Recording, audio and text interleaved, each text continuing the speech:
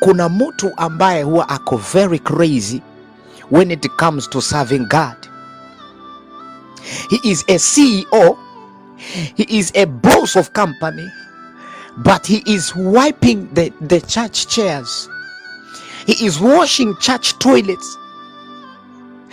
Amejua kwamba he is a CEO to other people. That is a fact. But the truth of the matter, God, he is the CEO of him. So wewe Mkristo unaona kushika huo ufagio kwenda kuosha choo ya kanisa, it will ruin your makeup, it will ruin your mood. You have not grown in intimacy with the Lord yet. You have not grown in intimacy. Moses analelewa katika palace. Moses was a prince.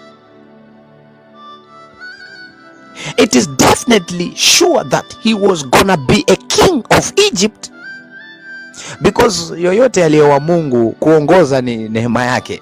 So Moses was gonna be a king of Egypt, but Biblia inasema kwamba akafika mahali because of intimacy akakataa mpaka lile jina lilokuwa amepatiwa, akaamua kwenda kuteseka pamoja na Wanaisraeli wenzake awaoneshe njia.